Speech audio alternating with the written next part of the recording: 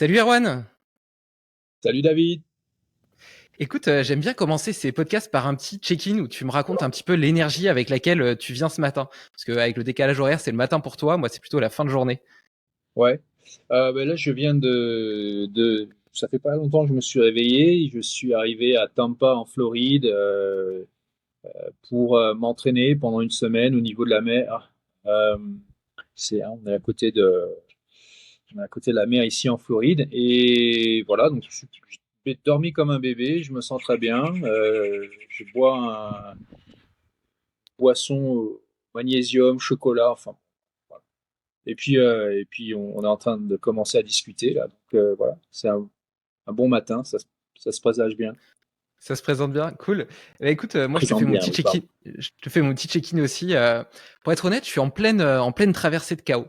D'un côté, j'ai ma boîte historique qui traverse une période un petit peu compliquée. J'ai des décisions assez difficiles à prendre Mm. et ça occupe une partie de mon esprit. Et puis de l'autre, j'ai Limitless Project qui est en train d'exploser. J'ai plein de projets autour de ça et ça m'excite énormément. Et puis je m'apprête aussi à recevoir ma seconde petite fille. Je te disais avant qu'on démarre que j'en avais une de 2 ans et demi et là dans les jours qui viennent, la deuxième va naître. Donc on est aussi dans cette période de préparation d'arrivée d'un bébé. Et, Magnifique. euh, et c'est assez marrant d'ailleurs de voir le contraste parce que ma fille de 2 ans et demi commence à développer ses capacités exécutives, à trouver de l'autonomie dans plein de choses. Elle va toute seule aux toilettes, elle a pris sa douche toute seule la dernière fois sans même me le dire.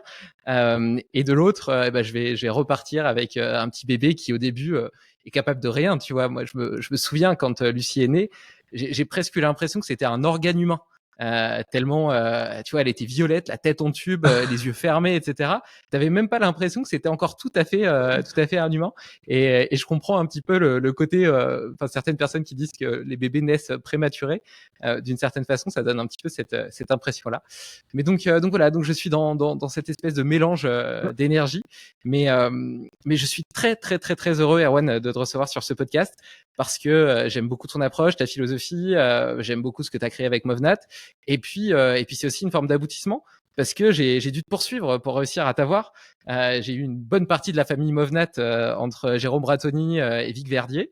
Et puis nous, entre le moment où tu m'as dit oui et le moment où on a réussi à trouver un créneau pour s'entendre, C'est vrai. il s'est passé quelques semaines. Donc je suis vraiment ravi, heureux de te recevoir, de te voir enfin euh, à travers un écran malheureusement, mais ça me fait quand même vraiment plaisir. Bon, écoute, c'est très gentil et pardonne-moi. Et je suis là et ça me fait très plaisir aussi d'avoir cette conversation avec toi, David. Et alors dis-moi, qu'est-ce que tu t'entraînes pour faire quoi là en Floride? Je m'entraîne pour rien faire du tout, pour attendre en fait. Je mets la tête dans l'eau, tout le corps entier dans l'eau, quoi. Je flotte en fait, la tête en bas dans une piscine et j'attends le plus longtemps possible, sans respirer. Ouais, parce que là tu as le record du monde des plus de 50 ans à 7 minutes et quelques, c'est Non, ça? non, non, non, non. Je sais pas du tout. Le record C'est des pas États-Unis, pardon. c'est pas du tout un record du monde, absolument pas. Non, non, non. Bon, euh, c'est un des deux records des États-Unis, puisque je suis aussi citoyen américain. Et donc, je viens ici, je vais avoir une autre tentative cette semaine, en fin de semaine, pour rebattre ce record. Et cette fois-ci, j'ai confiance que je peux euh, atteindre ou dépasser les 8 minutes d'apnée.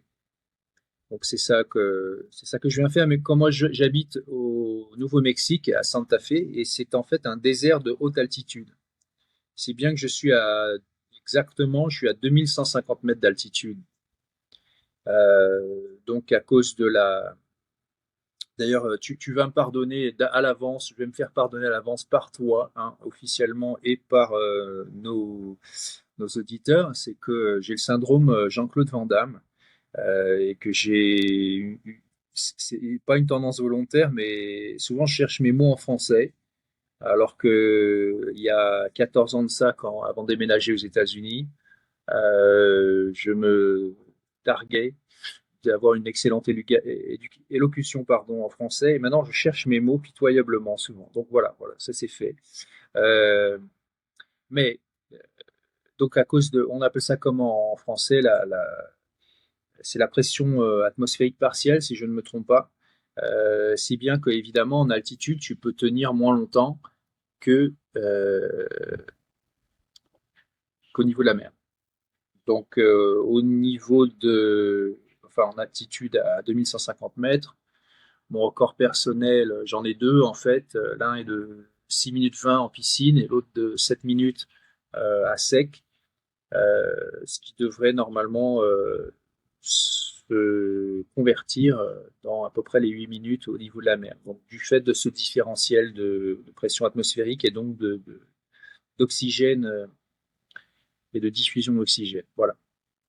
J'espère que C'est, c'est- non, c'est très clair, c'est très clair. Et c'est un avantage de t'entraîner dans des conditions justement plus difficiles en altitude pour battre un record au niveau de la mer.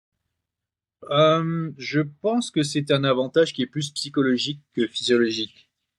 C'est-à-dire que, de toute façon, il y a eu tellement d'études qui ont été faites sur l'entraînement en altitude, avec aussi toutes sortes de différences entre, par exemple, s'entraîner en altitude, vivre au niveau de la mer, enfin, ou vivre à basse altitude, vivre à basse altitude, s'entraîner en altitude, vivre en altitude, s'entraîner en basse altitude, et toutes ces variations-là. Et en fait, on trouve jamais vraiment rien de si probant que ça.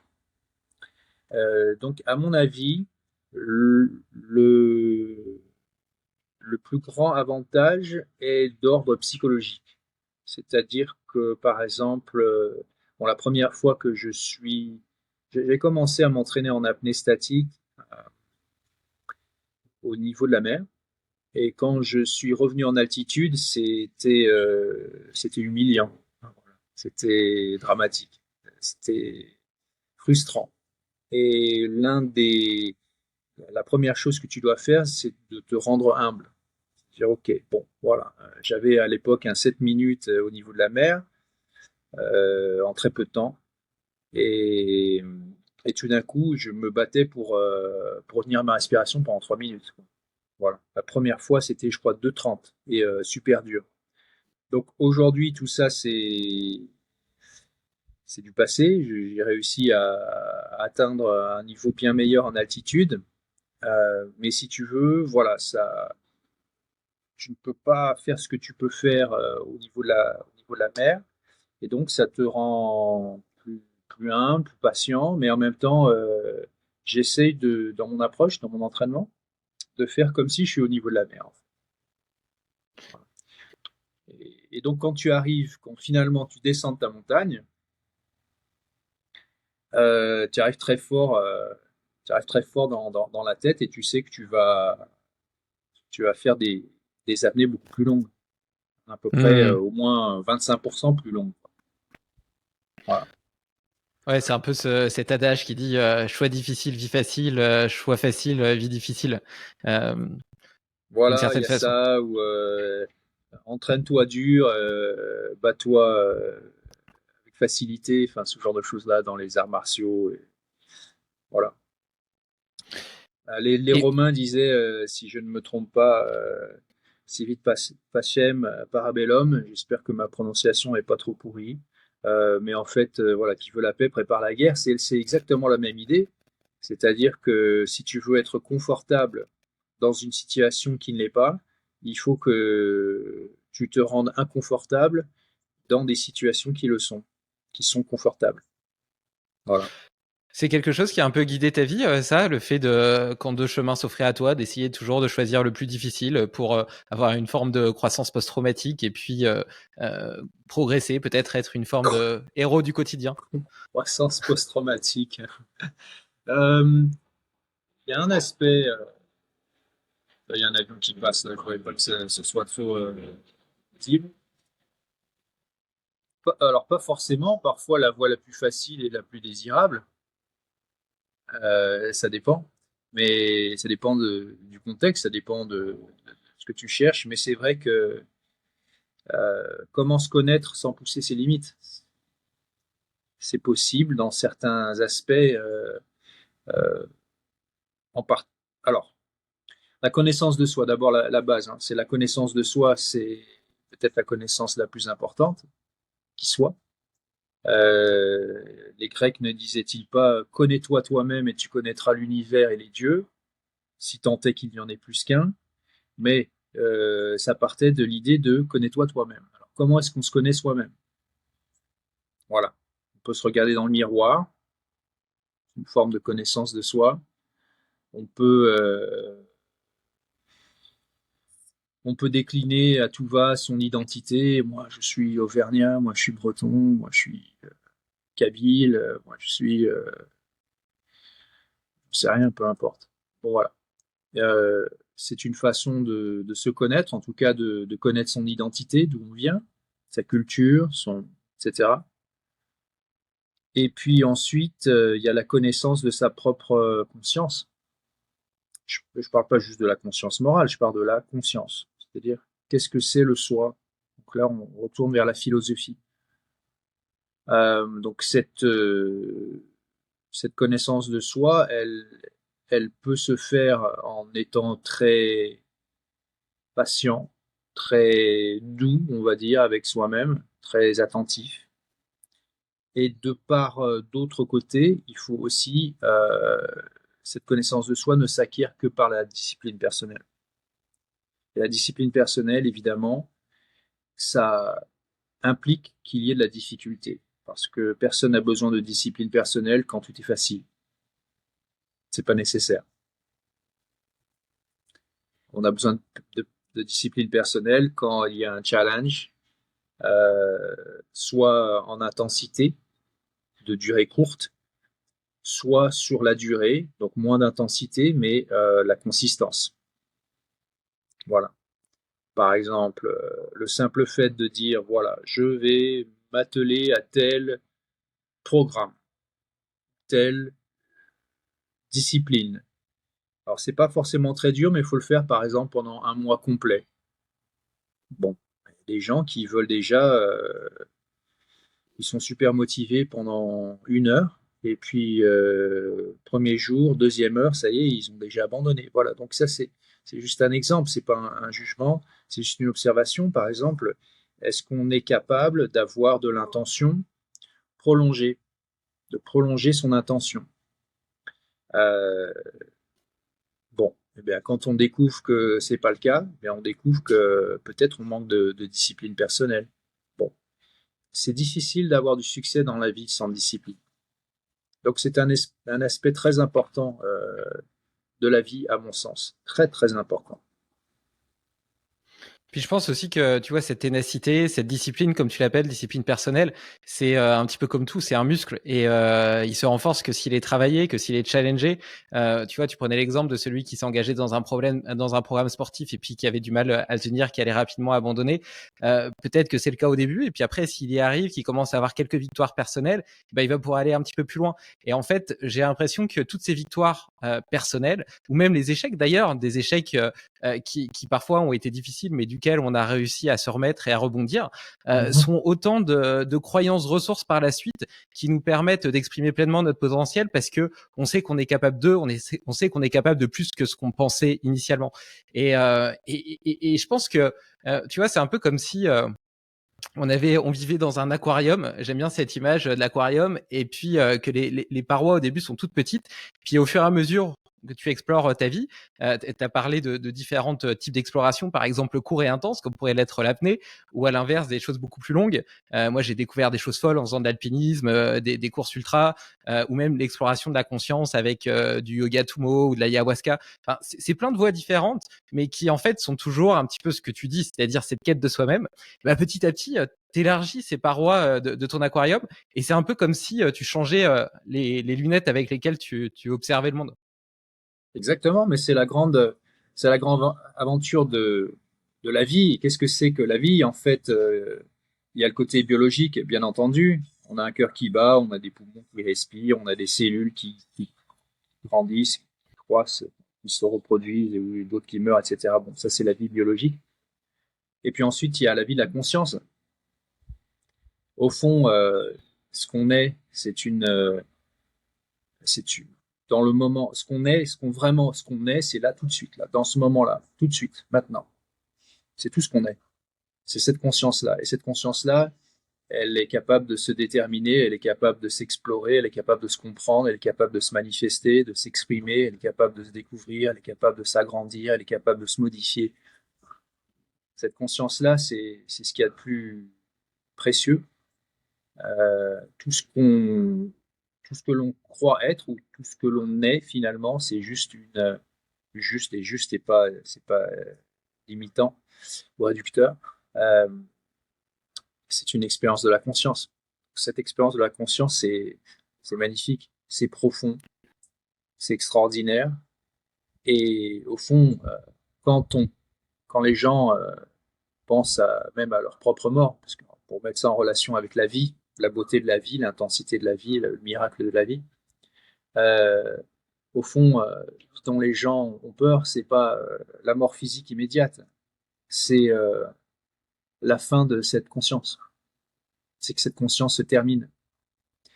Donc en fait, on a, même quand les gens, enfin les gens, certaines personnes n'ont pas réussi à trouver dans cette vie un but ou une satisfaction à être cette conscience, à faire l'expérience de cette conscience, euh, même là, dans la plupart des cas, quand ils sont confrontés à la possibilité que, tiens, peut-être cette conscience-là va se terminer, là, dans une minute, dans 10 secondes, dans un jour, ou peut-être même dans un an, tout d'un coup, ça remet tout en place, ça remet tout en question. Parce que tout d'un coup, tu dis, mais attends, non, non, je sais que je me suis plaint, je sais que j'ai beaucoup, j'étais plein de frustration, de ci, de ça, mais j'ai pas envie que ça s'arrête. Voilà. Donc, c'est quand même un cadeau magnifique d'être en vie. C'est pas tout le monde qui est en vie, c'est pas tout le monde qui est resté en vie longtemps, c'est pas tout le monde qui est venu à la vie. Mais nous, on l'est. Donc, il y a quelque chose de sublime et on a tous en soi le potentiel de trouver effectivement de la beauté à cette expérience et d'en faire quelque chose de aussi satisfaisant que possible. Voilà. Alors, quand je dis satisfaisant, c'est pas forcément dans le plaisir ou la satisfaction permanente. Il y a ça fait partie, les plaisirs, les satisfactions. Les satisfactions, parfois, c'est aussi, faut aller chercher quelque chose. Faut aller chercher quelque chose, c'est pas facile. C'est quand c'est pas facile, c'est quand c'est rare ou quand c'est pas facile qu'il y a du plaisir, puisque il y a plus de satisfaction, puisque justement, c'est rare et il faut donner de soi. Voilà. Bon, on pourrait en parler toute la journée, mais c'est, ça fait partie de la vie. Donc, la discipline personnelle en soi n'a strictement aucun intérêt en soi. Or, aucun. On s'en fout.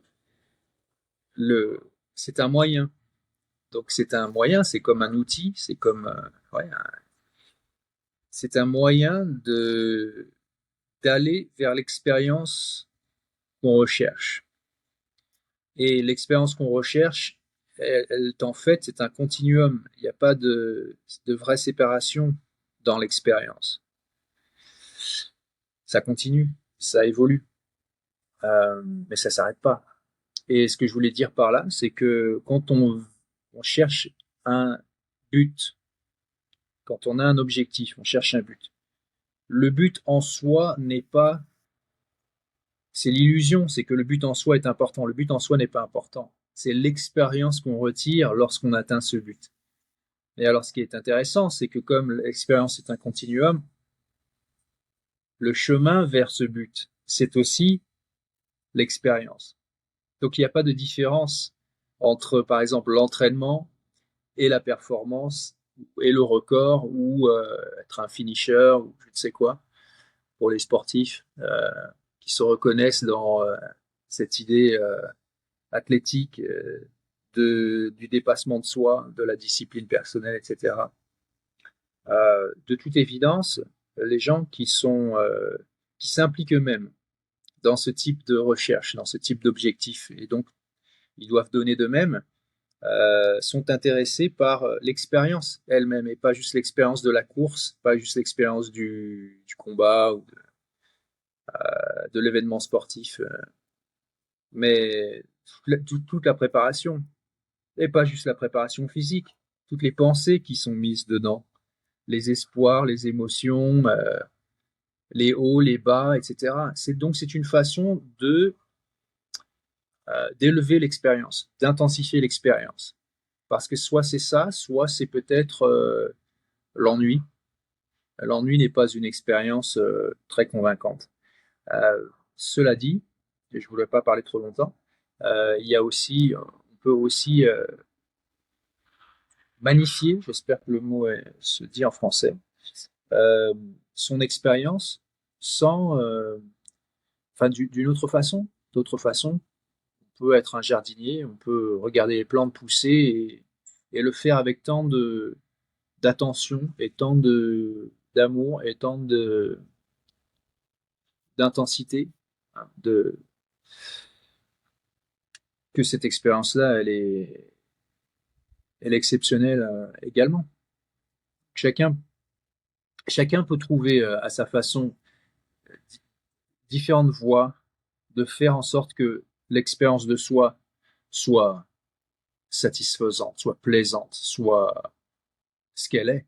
C'est-à-dire vraiment absolument magnifique. Comment dire, l'opposé étant tout ce qui est finalement négatif, tout ce qui est déplaisant et, et pour la plupart, enfin pour une bonne partie, ça a à voir avec ce qu'on crée, l'expérience que l'on crée. Je suis pas content, je suis frustré, tout va mal, etc. J'ai jamais de chance. Ça, c'est des choses qu'on crée aussi. Donc, on peut créer de la beauté dans l'expérience, mais on peut aussi créer son contraire. Le montant d'énergie et de temps et d'énergie est exactement le même. Ouais, complètement. Il y a une espèce de nivellement vers la voie du milieu. Tu vois tes collègues aussi d'une certaine façon, et donc ça te donne l'impression que c'est la seule voie possible. Et puis tu restes enfermé avec tes propres pensées, tes propres croyances limitantes. Et je suis tout à fait d'accord avec toi sur le fait que quand tu essaies de repousser les limites ou d'aller chercher des objectifs un peu intenses, en réalité, le chemin est sa propre récompense. Et que cette intensité, tu peux la vivre dans quelque chose qui peut sembler extraordinaire aux yeux des gens, ou même dans des choses extrêmement simples, comme tu le citais, et comme moi, je peux le vivre lorsque je vais me promener simplement avec ma fille dans la forêt.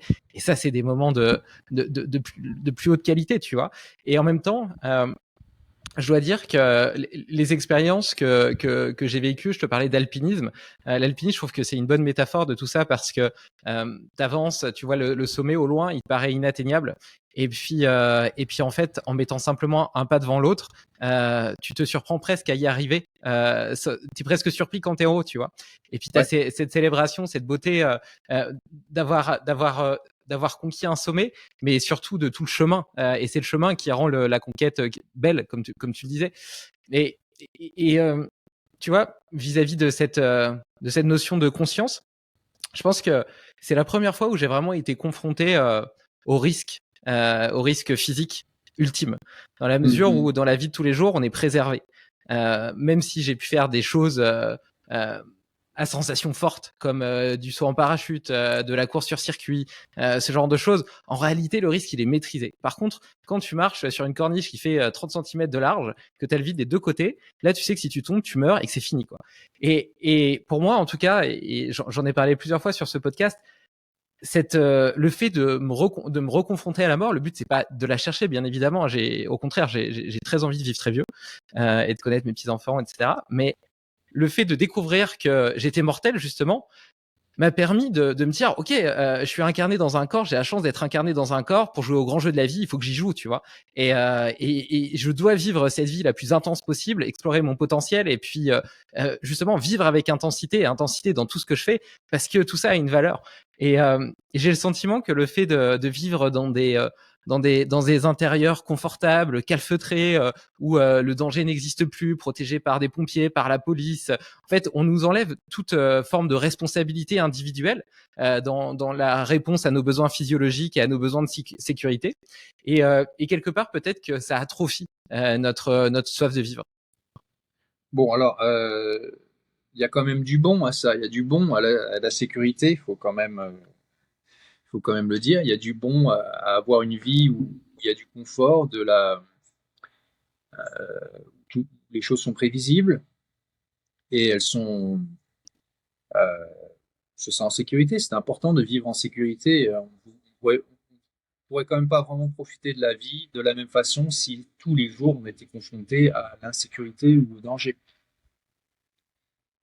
Maintenant, comme il est bien dit dans Astérix et Obélix, l'Empire du Milieu, ou je ne sais plus quoi, j'ai dû regarder ça avec mes enfants, et à un moment, il y a l'impératrice chinoise qui dit tout le monde, tout le monde a deux vies. La seconde commence le jour où on réalise qu'on n'en a qu'une. C'est très profond et c'est très vrai. Le moment où on réalise vraiment et vraiment que on n'a qu'une vie. Et je sais bien que tout le monde pense le savoir, mais le savoir intellectuellement, c'est juste une considération. Le ressentir et le ressentir comme tel, quand tu te souviens que tu n'as qu'une vie, chaque moment devient précieux. Chaque moment devient précieux.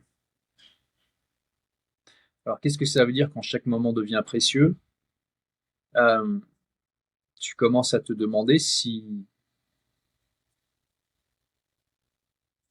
être frustré, si être négatif a aucune espèce d'intérêt. Si tu te dis, OK, c'est mon dernier jour, tous les jours, ça pourrait être mon dernier jour. Et effectivement, ça a été le cas, et c'est le cas tous les jours pour un bon nombre de personnes qui n'ont aucune espèce qui ne savent pas que c'est leur dernier jour. Parce que quelque chose va se passer. Voilà. Donc, et ce quelque chose qui va se passer, qui t'enlève la vie, ça peut arriver à n'importe qui. Absolument n'importe qui. Donc, quand on prend vraiment conscience de ça, quand on prend vraiment conscience de la profondeur de l'expérience, de la vie, de la conscience, on va juste par l'attention et par la gratitude aussi, donner beaucoup plus d'intensité, de sens à chaque moment. Voilà. Bah, quand on vit comme ça, on vit beaucoup mieux déjà. On vit déjà beaucoup, beaucoup, beaucoup mieux. Beaucoup mieux. Ça change vraiment beaucoup de choses. Alors, par rapport à se confronter au danger, quand j'étais petit,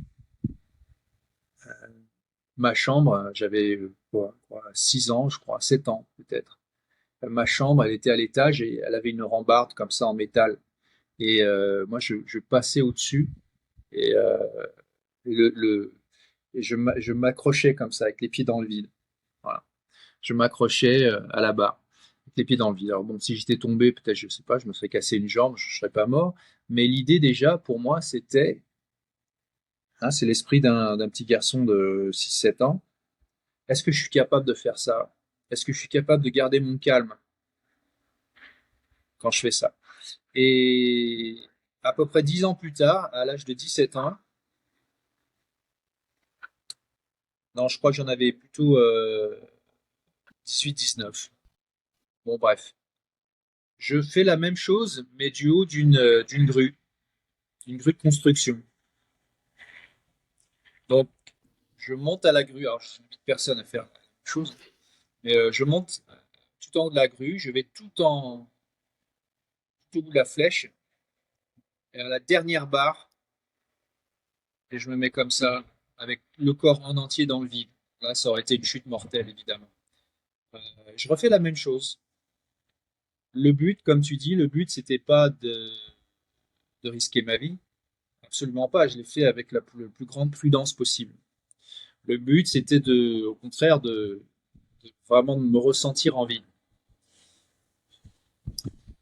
Euh, bon, pourquoi on parle de ça? Il y a un hélicoptère là qui fait une bombe à côté. Euh, Quand je fais des longues apnées, il y a tout un chemin euh, qui se fait, qui est en fait, c'est beaucoup de vide, c'est aussi beaucoup de présence. C'est-à-dire que tu retiens ta respiration pendant des minutes, plusieurs minutes, mais ton esprit est très très calme. Il est- Plus il est vide, plus il est plein, en fait. Il y a besoin de très peu de pensées, puisque les pensées, qu'est-ce que c'est? C'est une description. Penser, c'est pas une expérience, c'est pas l'expérience des choses auxquelles tu penses. Penser, c'est l'expérience d'avoir une représentation mentale de telle ou telle chose ou expérience. Voilà. Autrement dit, quand tu es en train de retenir ta respiration, la pensée n'apporte rien du tout. Sauf si sauf si tu dois rectifier ton message personnel. Bon, je digresse un peu, mais c'est-à-dire que en fait, tu peux avoir des tentations, des doutes, et tu dois à chaque fois te recadrer. Donc, si ces pensées surviennent, d'autres pensées doivent s'y substituer, doivent les remplacer pour te recadrer dans ton objectif. Mais ce dont je voulais parler essentiellement, c'est que la pensée devient facultatrice, devient accessoire à l'expérience. L'expérience de la conscience ne passe pas forcément par la pensée, première chose. Et deuxièmement, quand tu pousses vraiment les limites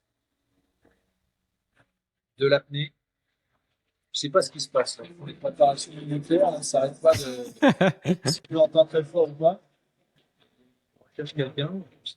Ouais.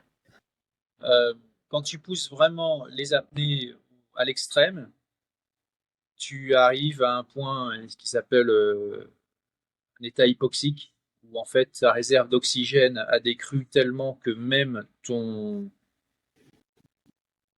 je sais pas le dire en français, là, syndrome Van Damme, prefrontal cortex, c'est bon, la partie du cerveau à l'avant comme ça néocortex, je Le pense, néocortex, ouais.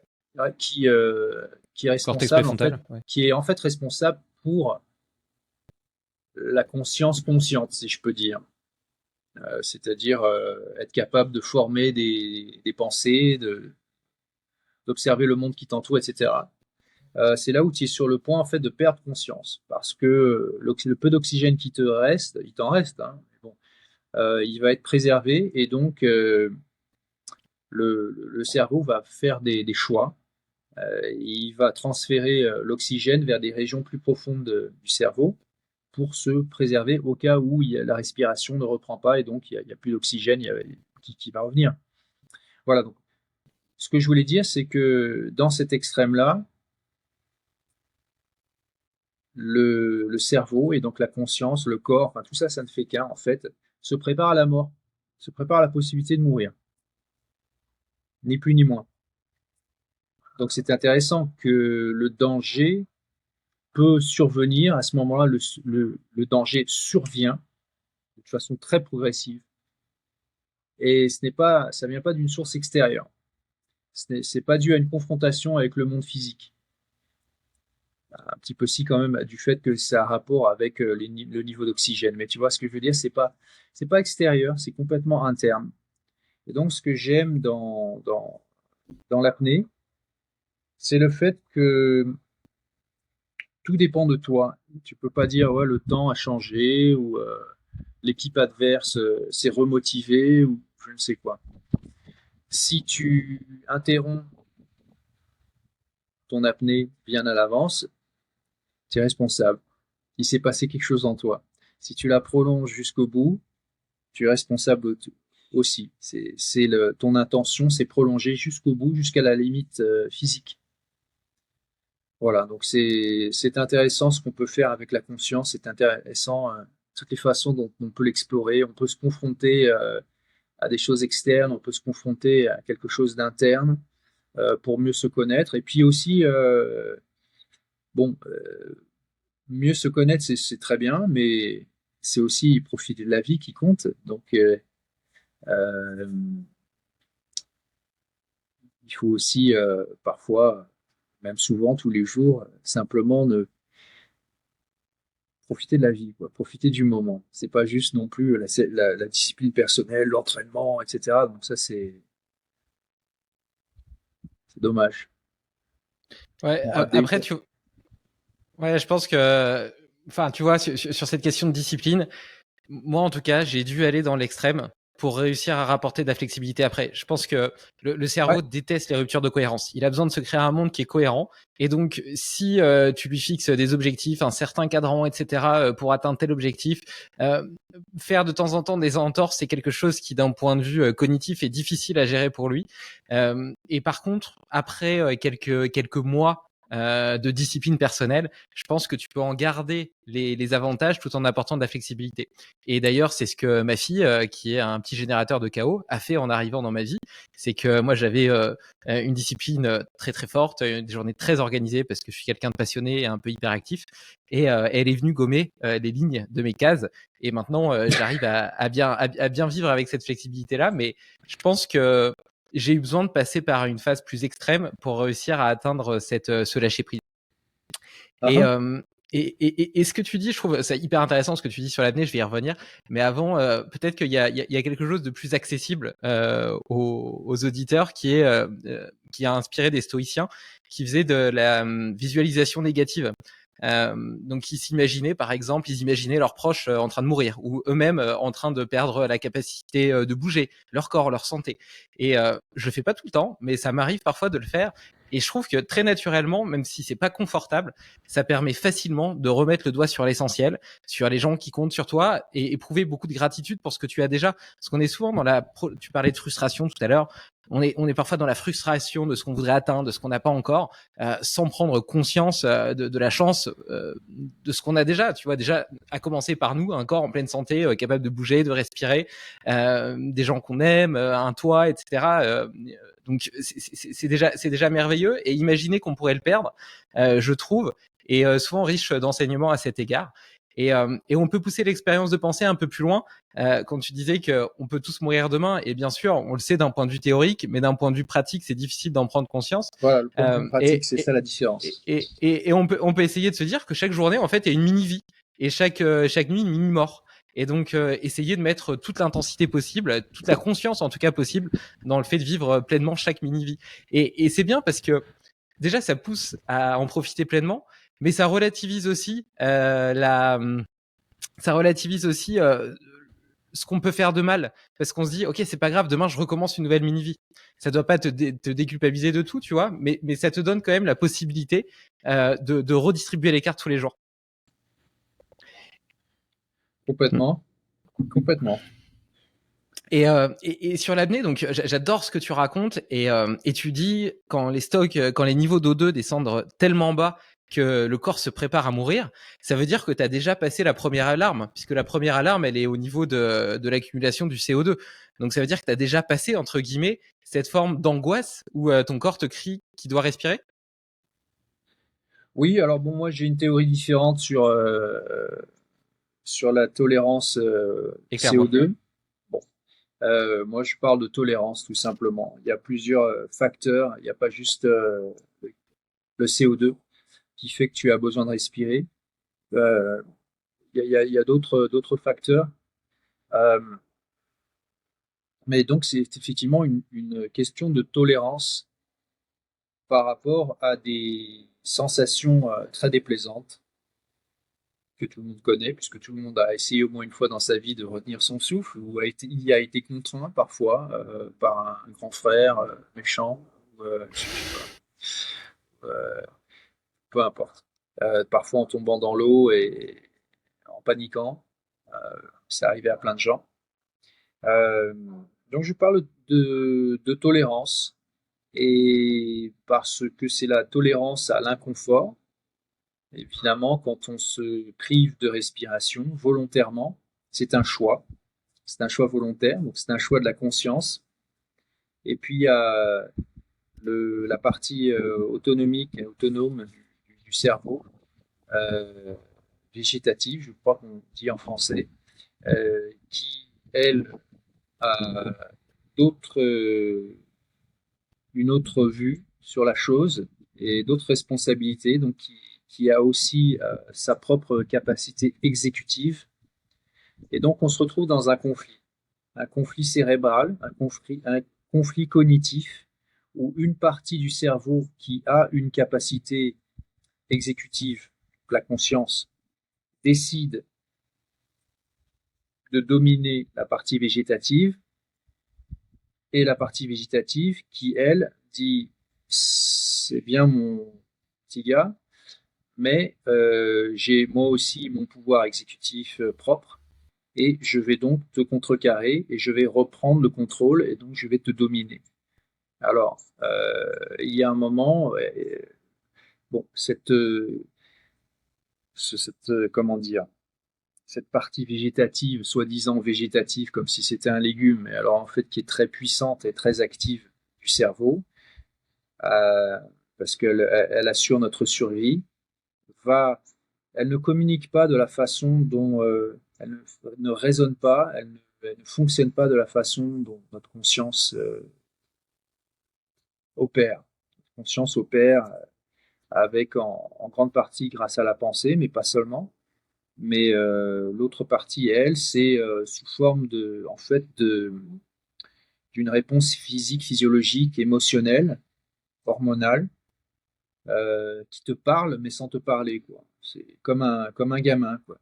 Il te remue, il te fait comme ça, il te crie dessus, enfin, peu importe, il n'y a pas de. Tu te dis, mais c'est pas très rationnel. Ça a pas, heureusement que c'est pas rationnel. C'est très rationnel d'une autre façon. Ça n'a pas besoin d'être rationnel de la façon consciente. Donc c'est très intéressant le psyché et la cognition, parce que on est vraiment très très bien équipé avec beaucoup de possibilités. L'une, c'est d'être très primal, très instinctif, et l'autre, c'est d'être très raisonné. Il faut trouver l'équilibre. Donc voilà, donc il y a ce conflit qui se passe à l'intérieur du cerveau, qui est donc je veux dire, à l'intérieur du cerveau, pas à l'intérieur du corps. Le cerveau, c'est le corps. Donc, tout est à la fois physique et tout est à la fois complètement spirituel.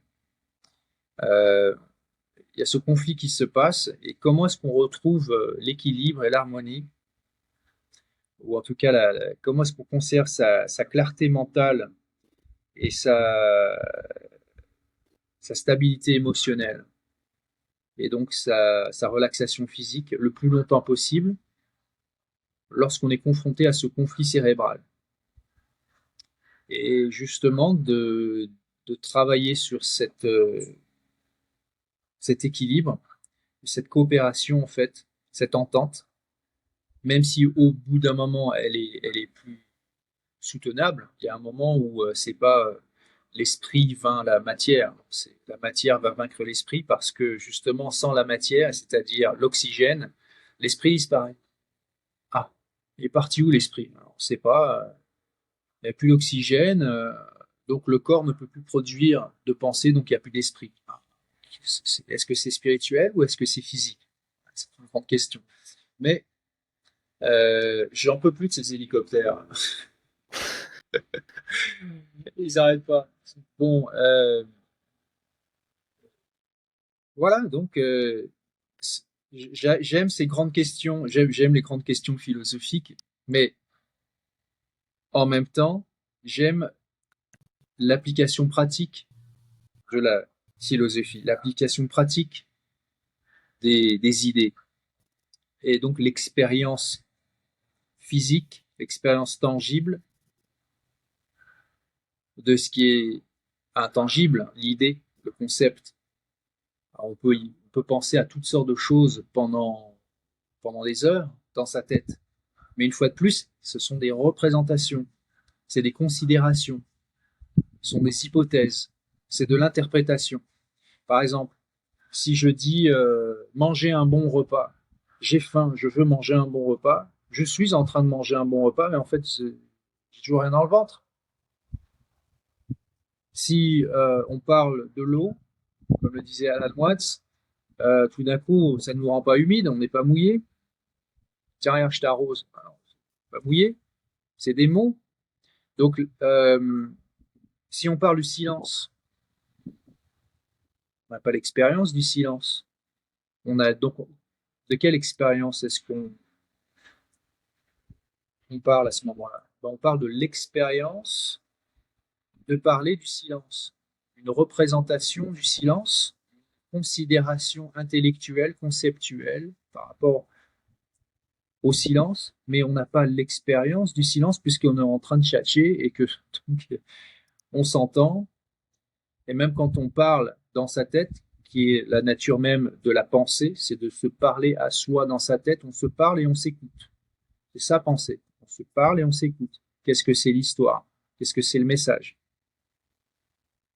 Voilà, donc penser, ce n'est que ça. C'est penser, c'est faire l'expérience de la pensée. C'est pas faire l'expérience de l'objet de la pensée. Hmm.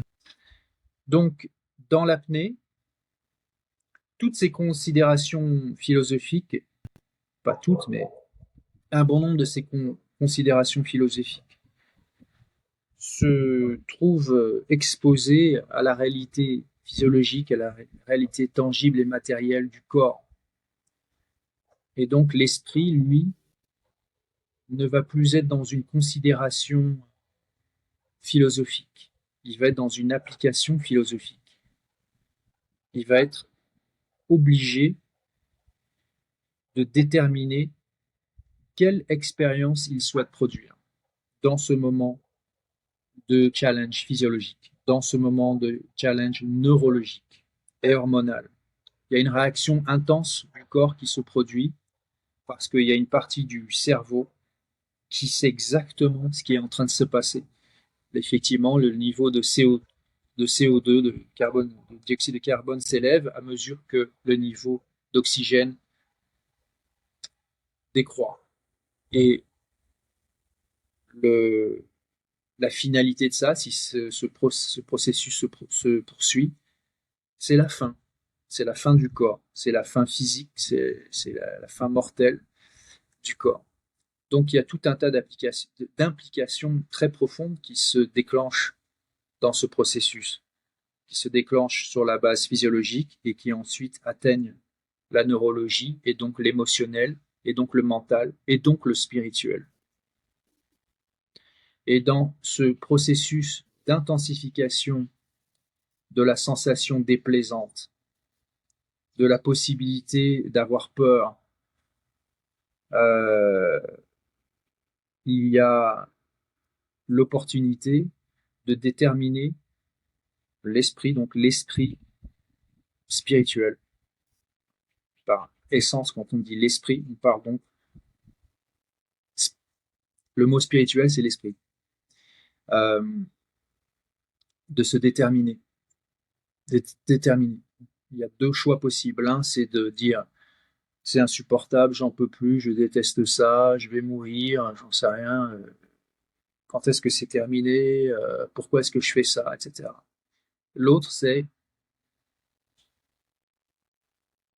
le calme, la compassion pour soi, parfois, dans un moment temporaire de relative souffrance, on va dire, qui n'est pas si intense que ça d'ailleurs. La patience, la confiance, la volonté,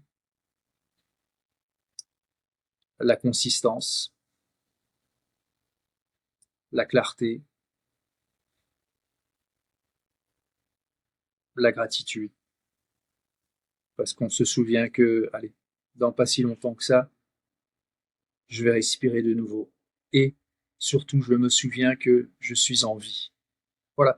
Donc, l'esprit s'invite lui-même à travers une manipulation du corps, à travers une manipulation de la physiologie à laquelle il est attaché, s'invite à s'exprimer, à s'autodéterminer. En fait, c'est de l'autodétermination. dans le moment. Donc, c'est pas de dire je suis fort, je suis moi, je suis important, je suis spécial, ou je suis voici mon nom, voici mon âge, voici mon identité. C'est pas ça. C'est dans le moment. C'est je suis calme, je suis confiant, etc., etc. Et puis, au bout d'un moment, c'est plus rien du tout. Il y a plus de pensée nécessaire. C'est juste le moment, la contemplation. C'est le principe de la méditation. Donc, on peut arriver en fait à des états, comme on dit en français, De conscience modifiée? complètement, mais de toute façon, la conscience modifiée, oui, quand on, tout est, pour moi, la conscience, elle est constamment modifiée, de toute façon. Quand tu penses, quand tu as des émotions, quand tu regardes quelque chose, tu modifies ta conscience, de toute façon. Mais la question, c'est est-ce que la conscience se modifie elle-même? Est-ce que la conscience elle, se modifie elle-même à volonté? Est-ce que la conscience elle, se modifie elle-même d'une façon qu'elle souhaite? Et c'est ça qui est intéressant parce que dans l'apnée, la question c'est qu'est-ce qui va se passer pour la conscience? Mais la vraie question c'est qu'est-ce que la conscience choisit de. J'arrive pas à le dire c'est alarmant. J'arrive plus à le dire en français. Euh, J'essaie de traduire de l'anglais en fait. Je pars tous les jours euh, en, en français. Euh, Qu'est-ce que la conscience se fait passer à soi-même, si ça a du sens. J'espère que c'est pas trop Jean-Claude Van Damme. Mais voilà, c'est ça la question. C'est quand on te demande qu'est-ce qui t'arrive. Donc tu dis mais alors qu'est-ce qui arrive à la pauvre petite conscience là, privée de respiration, ce qui d'ailleurs n'a rien à voir avec la conscience, ça a à voir avec le corps. La respiration c'est physique, mais évidemment il y a un impact sur la conscience. Donc qu'est-ce qui se passe pour la conscience? Qu'est-ce qui lui arrive à la conscience? Mais la vraie question, c'est qu'est-ce que la conscience décide de, de faire, de se faire à soi?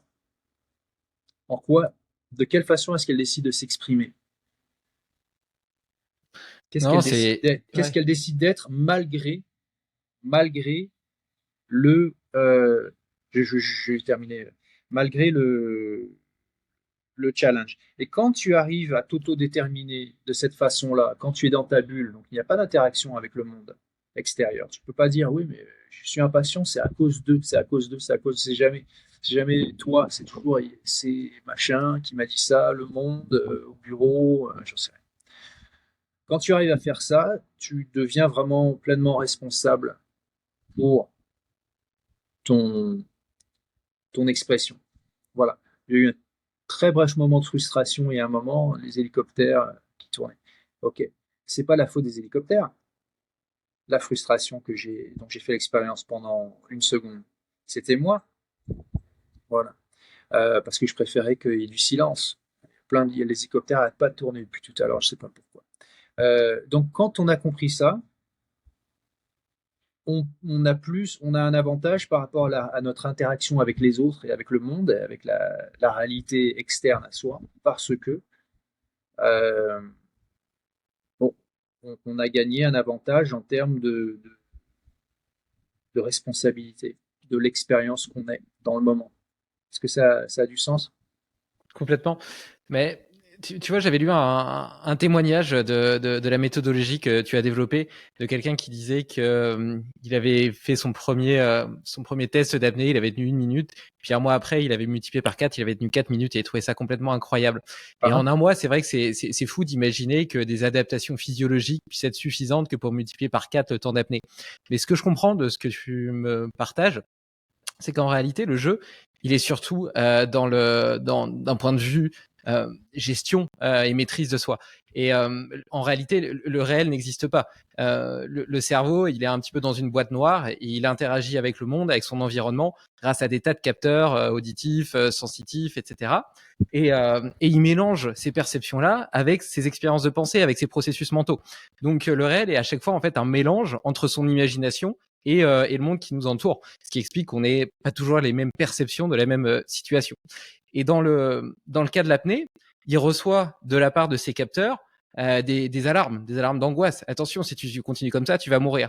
Et là, ce que tu me dis, c'est que le jeu, c'est d'essayer de choisir l'expérience de pensée que tu vas avoir à ce moment-là, Exactement. plutôt que de dire c'est difficile, c'est inconfortable, combien de temps il reste, d'essayer de tenir, d'être dans la musculation, dans le combat, etc. Au contraire, d'être dans l'acceptation, d'être dans la gratitude et de réussir à trouver de la clarté et du confort dans l'inconfort. Et en fait, ça rejoint un petit peu certains principes de l'hormèse, où tu vois le fait de s'exposer au froid, par exemple, outre les adaptations physiologiques que ça peut apporter, ça a surtout l'intérêt de t'apprendre à trouver du confort dans l'inconfort. C'est de l'hormèse, Blaise. C'est de l'hormèse. C'est complètement de l'hormèse. De toute façon, la vie est hormétique, puisque même quand on parle comment est-ce qu'on dit en français? Est-ce que l'homéostase, ça veut dire quelque chose? L'homéostasie, ouais. L'homéostasie, d'accord. Euh, c'est ce qu'on recherche tous, c'est l'homéostasie, c'est l'équilibre idéal dans lequel on se sent bien. Mais tout le monde a dû passer par des phases de développement pour obtenir cette capacité à l'homéostase. Et donc, il faut l'entretenir.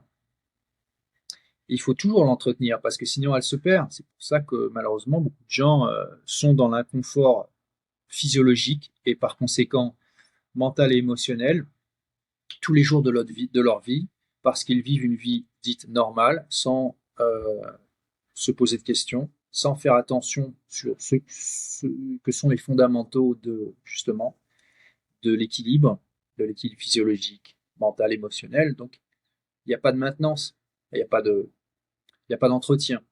Maintenant, c'est peut-être anglais. Il n'y a pas d'entretien, donc il y a pas de travail. Donc, il y a un déficit, donc il y a une détérioration. Voilà. Donc, c'est difficile de trouver l'équilibre parce que pour trouver cet équilibre, faut se mettre en déséquilibre.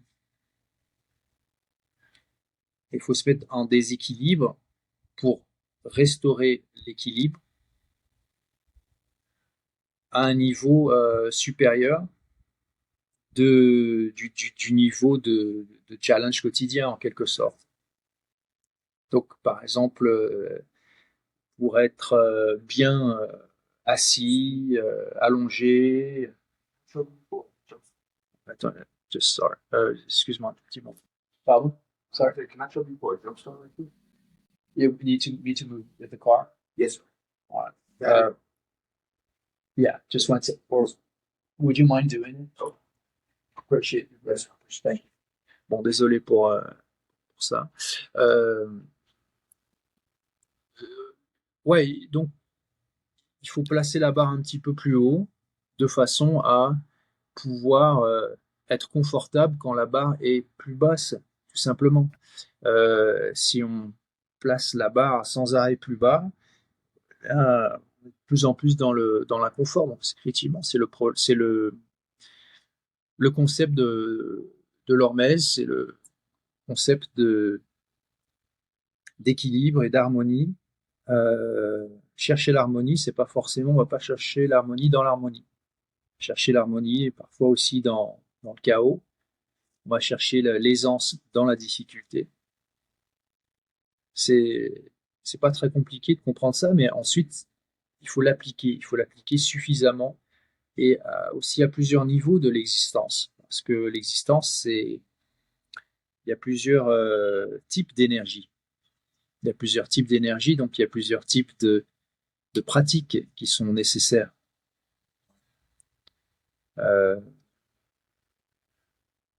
En particulier, c'est l'exercice de la conscience qui est le plus délicat, le plus critique, le plus important, puisque cet exercice de la conscience peut nous rendre misérables ou peut nous rendre au contraire heureux, indépendamment des circonstances externes. Et je ne dis pas que les circonstances externes de la vie, ce qui vient à nous et qu'on n'a pas choisi, ne puisse pas nous affecter. C'est pas ce que je veux dire.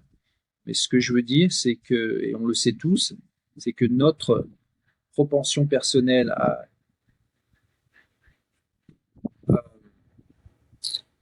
faire du poids dans la balance, je m'exprime bien en français, mais à nous influencer nous-mêmes. C'est ça, le but, c'est quelle influence a-t-on sur soi?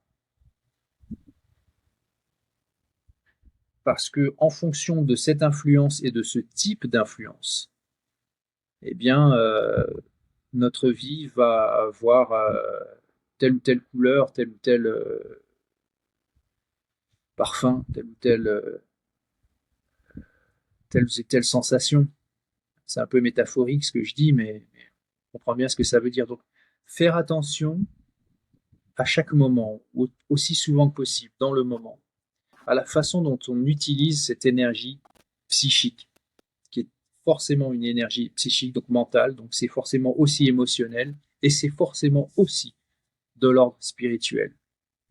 Il n'y a pas de « Ah oui, tiens, j'ai eu un moment spirituel, c'était il y a 10 ans de ça. » Non, c'est... Chaque personne vivante est une expérience spirituelle. Il n'y a pas de bouton j'éteins la lumière, je coupe le contact, ça n'existe pas. À partir du moment où tu es dans la conscience, tu es dans l'exercice spirituel. Et il n'y a pas de début et de fin, il n'y a pas de tiens, je mets ça en dormant, là, je vais faire n'importe quoi. Non. Donc qu'est-ce que ça veut dire? Ça veut dire que même une personne qui se dit moi, je ne suis pas du tout spirituel, c'est amusant parce que même quand tu dis ça, tu es dans l'exercice spirituel. De toute façon, tu ne peux pas ne pas y être. Tu es dans la conscience, donc tu es dans l'esprit, donc tu es dans la spiritualité. Alors après, la question c'est qui y fait attention? Donc c'est ça de façon typique qu'on appelle la spiritualité. C'est l'idée de la conscience qui fait attention à elle-même, qui s'observe elle-même et aussi qui se modifie elle-même. Parce que c'est pas juste oh je m'accepte tel que je suis, c'est bien, mais le but c'est la création d'expérience. C'est pas la fin de l'expérience, c'est pas le déni de l'expérience. La spiritualité c'est pas de dire tout est illusion et par conséquent rien n'a d'importance et l'idée c'est de ne plus penser. On n'est pas des plantes. Tout l'amour et le respect que j'ai pour les plantes, nous ne sommes pas des plantes. Donc on n'attend pas, et même les plantes d'ailleurs ont conscience et ont des émotions, et on le sait maintenant. Mais même en imaginant que ce ne soit pas le cas, une plante est dans un pot, par exemple, elle attend qu'on la mette au soleil, ou qu'on la retire du soleil, ou qu'on lui donne de l'eau, ou le bon montant d'eau, etc., qu'on s'occupe d'elle. Nous, on est des créatures, au plan biologique, on est des créatures bien entendu vivantes, mais aussi très animales. On a une interaction beaucoup plus versatile avec le monde. Et donc, on doit faire usage de notre corps, mais on doit aussi faire usage de notre conscience. Donc, le but, c'est aussi pour cette conscience, d'être capable de se connaître et d'être capable de s'exprimer, de créer sa propre expérience de la façon la plus désirable possible. Voilà. Donc, comment est-ce qu'on pratique ça? On peut le pratiquer dans la vie, bien entendu. Moi, j'aime bien l'idée d'avoir des moments de pratique et je le fais à travers l'apnée. Je trouve que dans cette exploration de la conscience, parce que tu parlais du corps, de la conscience, et tu vois, moi, j'ai l'impression que en biologie, on dit que n'importe quel être vivant est designé prioritairement pour la survie et pour la reproduction. Et puis, quelque part, la performance humaine, qu'elle soit physique ou mentale, et l'exploration de la conscience pourrait être considérée comme une forme de performance, n'est possible que si les besoins physiologiques et de sécurité sont correctement adressés.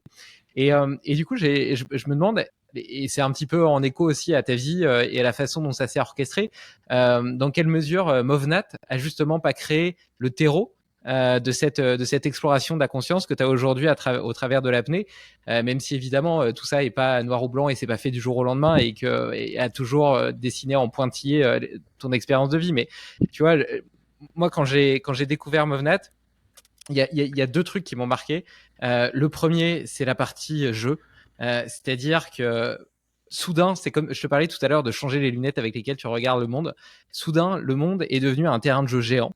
Que ce soit un milieu urbain ou naturel, tout était prétexte à sauter, à escalader, à marcher en équilibre, à soulever des choses, etc.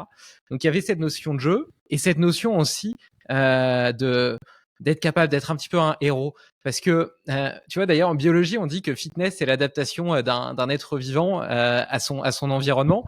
Et en réalité, dans le sport, il y a beaucoup de gens qui ont l'apparence de la fonctionnalité, mais pas la fonction qui va avec.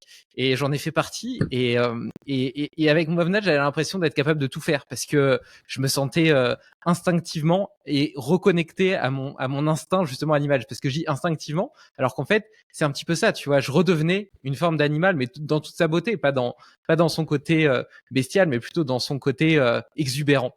Et du coup, je me demande dans quelle mesure est-ce que cette première étape de ta vie n'a pas été justement le socle de cette pyramide dont la pointe serait aujourd'hui cette, cette quête spirituelle, même si, comme tu l'as bien expliqué, la spiritualité est la définition même de l'homme.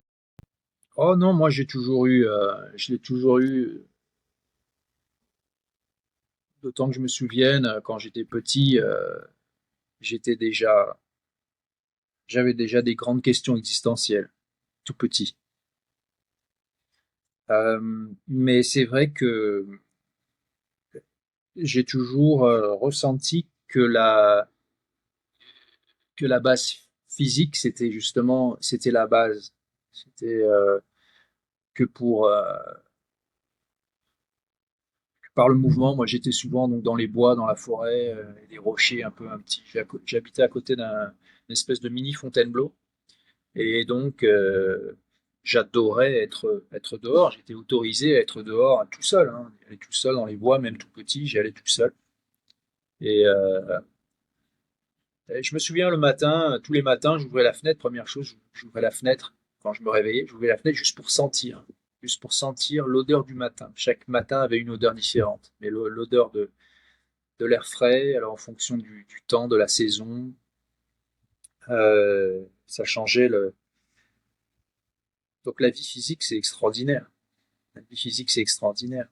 Est-ce qu'on aurait même une personne qui s'intéresse par exemple à la philosophie, à la spiritualité. Imaginons qu'on te retire ton corps complètement. Maintenant, tu n'es plus quoi? Qu'une conscience qui ne voit rien, qui n'entend rien, qui ne sent rien du monde physique. Juste une conscience, donc qui se parle et qui ne peut pas donc parler non plus à d'autres consciences. Donc une conscience seule, isolée, dans le noir, dans le silence complet, sans aucune stimulation d'aucune forme, aucune interaction d'aucune forme avec quoi que ce soit, qui que ce soit. Qu'est-ce qu'elle est, cette conscience? Qu'est-ce qu'elle fait? Qu'est-ce qu'elle veut? Est-ce qu'elle s'éclate? Est-ce qu'elle est heureuse, cette conscience? Elle fait quoi? Elle se parle à elle-même? Elle se dit quoi? Donc, le corps, c'est merveilleux. Et le mouvement, la nature, le corps, c'est une unité biologique. Et donc, qui vient de la nature, qui est fait de nature, qui est né de la nature, qui a besoin d'être en immersion dans la nature autant que possible. Euh, c'est en soi une grande source de spiritualité, en fait. Parce que c'est en soi une grande source d'expérience. C'est-à-dire que l'expérience absolue L'expérience, qu'est-ce que c'est l'expérience absolue? C'est quoi la source de l'expérience? Et donc, si on imagine une source absolue, ensuite elle se divise en quoi? En noir et en blanc, en bien et en mal, je ne sais pas. Et puis ensuite, de plus en plus. Et à la fin, tu as des arbres et des plantes et des montagnes et des nuages et des planètes et toutes sortes d'animaux et toutes sortes d'humains, etc., etc. Cette expérience, cette perception qu'on a de la réalité, elle continue de se multiplier comme ça et de se définir par le contraste. En fait, la conscience elle-même, c'est la perception du contraste. C'est-à-dire, qu'est-ce que c'est le contraste? C'est la différence. Qu'il y ait une différence. Si on était dans l'absolu absolu, comment il n'y a plus de contraste? Donc comment est-ce qu'il peut y avoir de conscience dans cette absence de contraste?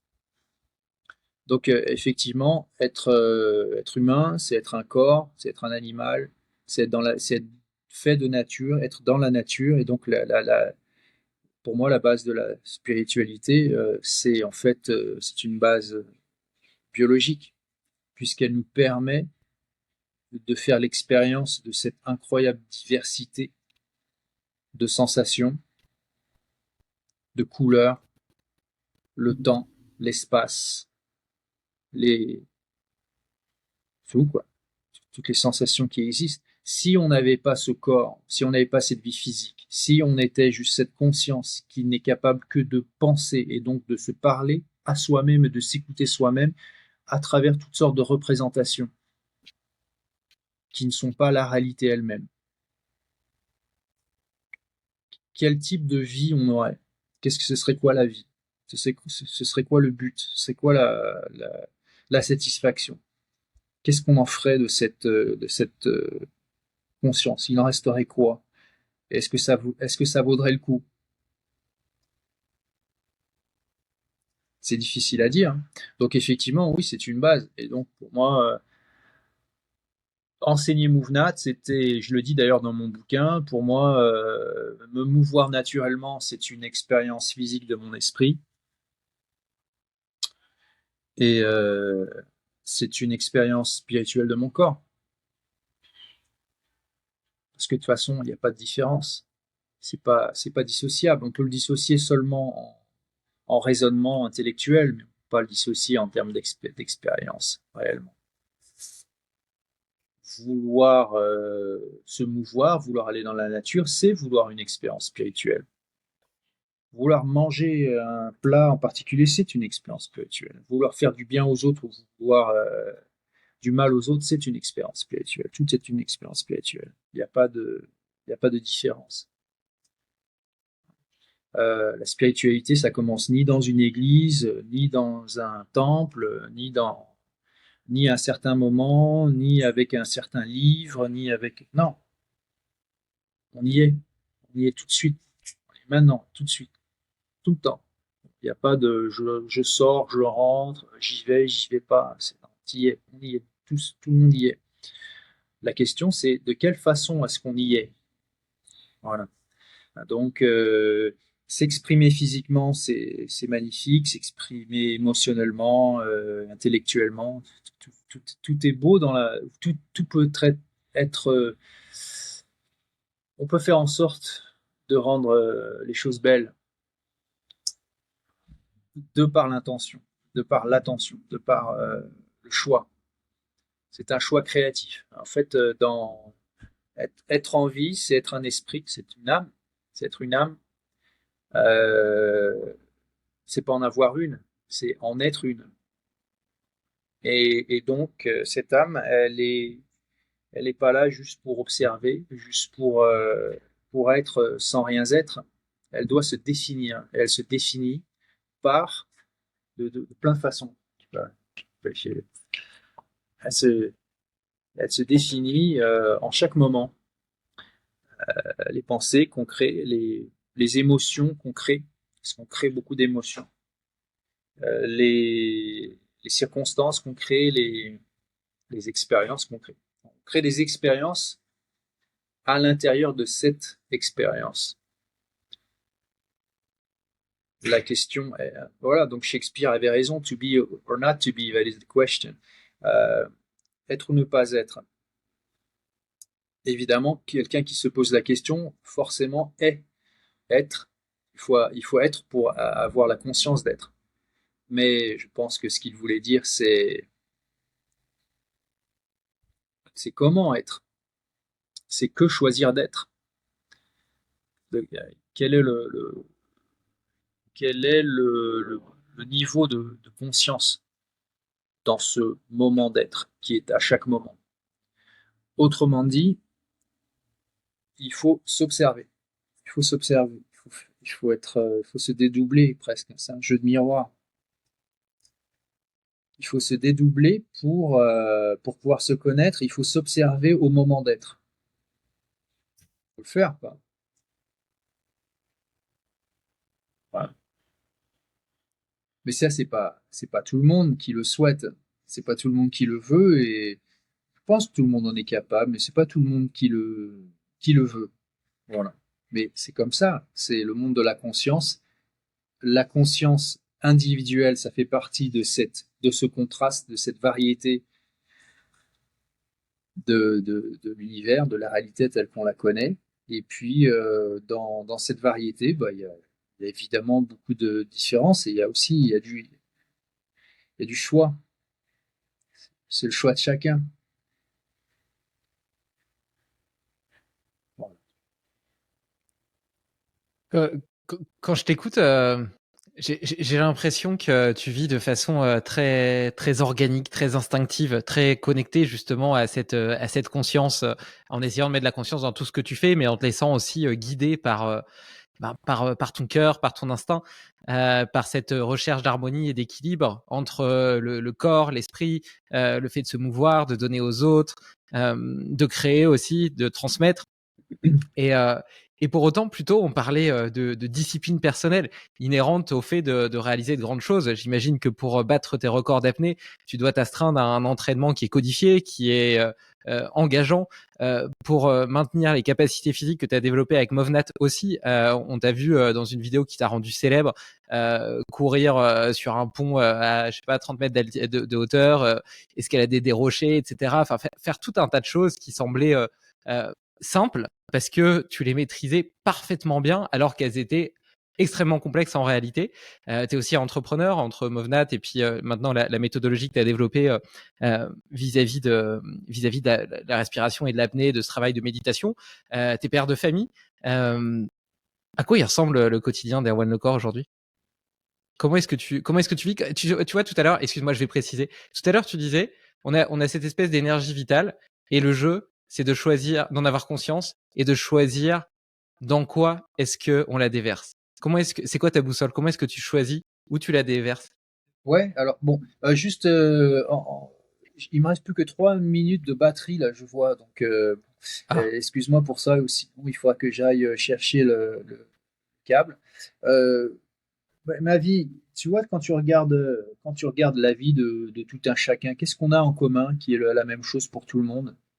On respire à chaque moment, on est en vie à chaque moment, on a un corps qui a des besoins à chaque moment. Donc, on doit se nourrir, s'abreuver, on doit aussi se reposer, on doit aussi être actif, etc. Donc ça, c'est commun à tout le monde.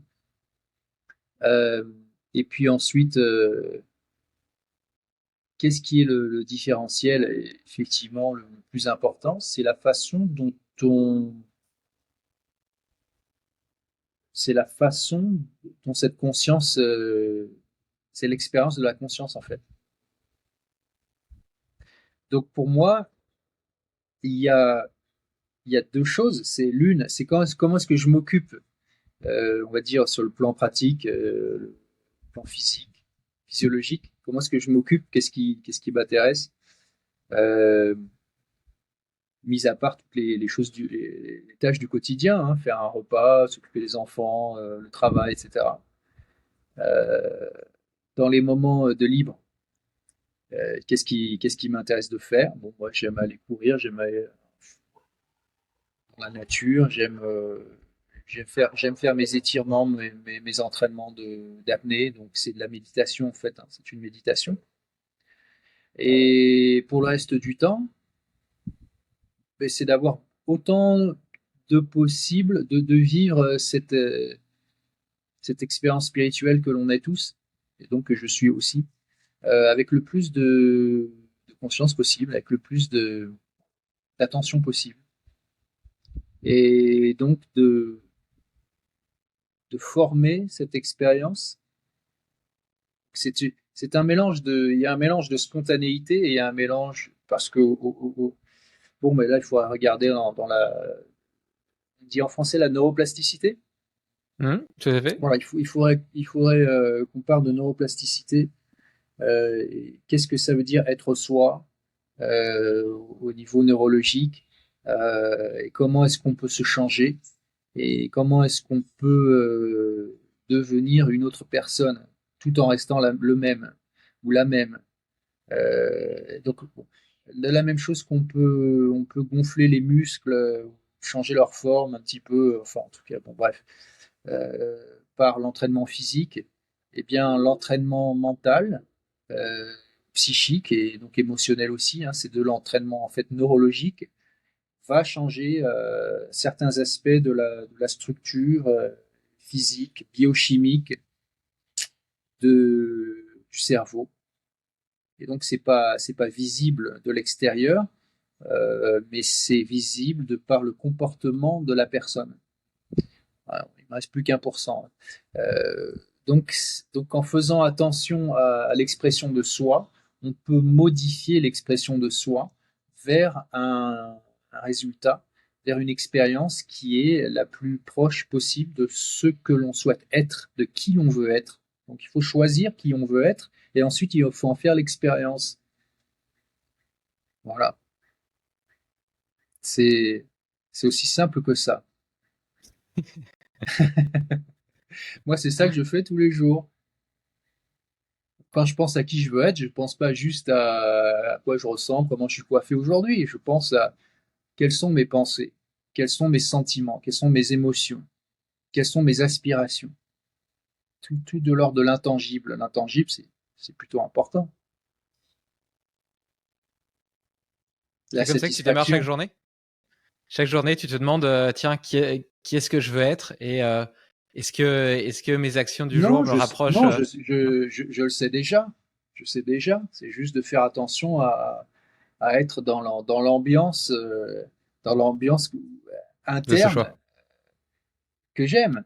C'est une ambiance en fait, c'est une ambiance. En soi, il faut créer cette ambiance comme ça. C'est une ambiance à maintenir. Donc on appelle ça un état d'esprit. Un état d'esprit, c'est une vibe, hein, c'est un feeling, c'est une ambiance. Tu sais quand tu y es ou pas. Erwan, tu es de retour. Comme tu le disais, ça s'est terminé, ça a coupé à un moment parfait, idéal.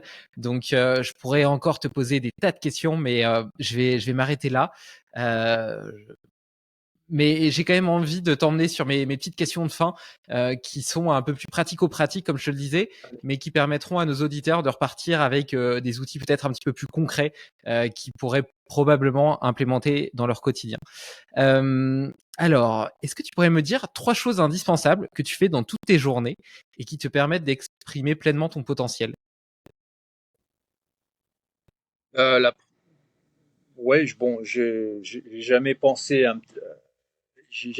comme ça, mais si je fais attention, bon, la première, ce qui est indispensable, c'est tout simplement, c'est l'attention. L'attention. Deuxième chose absolument indispensable, hein, donc tu as bien dit, c'est pour exprimer ton potentiel maximum. Donc, bon, voilà, l'attention. Deux, l'attention. Et trois, l'attention. Voilà, parce que sans attention, hein, c'est comme location, location, location. Donc c'est la même chose. L'attention, c'est le location du business, quoi. Hein, si tu es dans le business de l'esprit, si je peux m'exprimer, donc on parle un peu métaphoriquement, sans attention, parce que quand on dit un business, c'est location. Donc l'emplacement du business est essentiel pour le succès du business. Cet emplacement, ça peut être parfois immatériel, hein, ça peut être une niche. J'utilise une métaphore que peut-être certains comprendront mieux. Qu'est-ce que c'est l'attention? L'attention, c'est le centre de ta conscience. Donc, c'est le location de ton business spirituel, si je puis dire. Voilà. C'est pas plus compliqué que ça. Donc, attention, attention, attention. Le moment où tu ne fais pas attention, c'est le moment où finalement tu n'as aucune possibilité de, euh, de décision parce que tu es dans le programme. Donc c'est réflexif. Donc ça ne veut pas dire qu'il faut toujours être en permanence dans. Faut pas être en permanence dans faire attention à ton attention, mais l'attention est capable de se voir elle-même. C'est ça. Et donc c'est une question d'équilibre. Pour la plupart des gens, des consciences qui sont là dans le monde, l'attention, elle est portée vers l'extérieur. Alors que l'attention a la capacité ou la possibilité de, se, de se porter sur elle-même, de se, de se regarder elle-même, de s'observer elle-même, et donc c'est à ce moment-là qu'elle peut se modifier elle-même. Mais lorsqu'elle, en fonction de son intention. Voilà. L'intention, bien entendu, c'est très important aussi parce que, en fait, l'attention est au service de l'intention. Ah, bon, je ne sais pas que je veux compliquer les choses, mais l'intention, c'est le désir, le souhait d'un résultat, donc d'une expérience, puisque ce que nous sommes, c'est une expérience. Donc l'intention, c'est l'intention, on va dire, d'avoir une expérience, mais en fait, c'est l'intention d'être une expérience, d'une certaine façon, à travers un contexte, des feelings, des mots, des pensées, donc, ou un contexte extérieur. Donc cette intention, c'est la base, être bien clair avec ses intentions. Ensuite, l'attention, elle est là au service de l'intention, de façon à permettre de prolonger cette intention et de la manifester. Donc c'est ça la source d'une expérience bien choisie, bien exprimée, bien vécue, et donc bien satisfaite. Voilà. Là, j'imagine que la question suivante, qui est encore un petit peu plus matérielle, te plaira d'autant moins. Est-ce qu'il y a un, est-ce qu'il y a un outil que tu as acheté récemment et qui a changé ton quotidien? Euh, franchement pas, non. Qu'est-ce que je pourrais te dire? Quelque chose que j'aurais acheté et qui aurait changé mon quotidien. Ou qu'on t'aurait donné? Allez, une paire de lunettes de natation. Que je t'explique, moi, mon quotidien, une grande partie de mon quotidien, c'est de faire ma méditation en apnée en piscine, donc dans l'eau. Et avoir une paire de lunettes qui est parfaite, qui me dérange pas, qui est légère, mais aussi très claire. Ça me permet d'ouvrir les yeux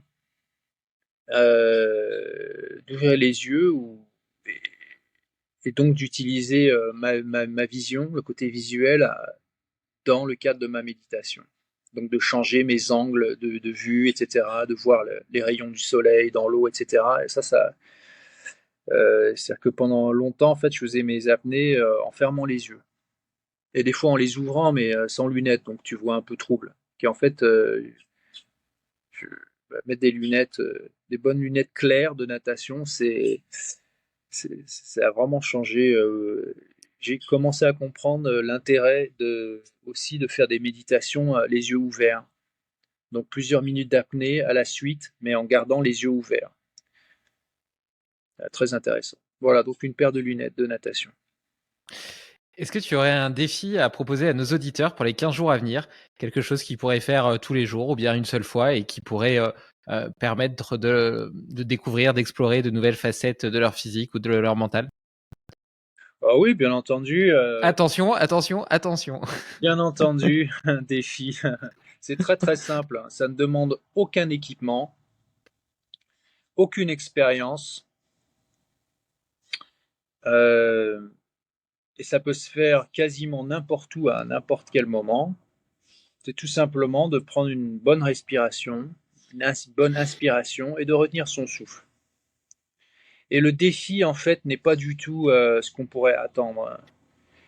C'est-à-dire que le défi n'est pas de dire je vous défie de retenir votre respiration pendant 1 minute ou 2 minutes ou 3 minutes.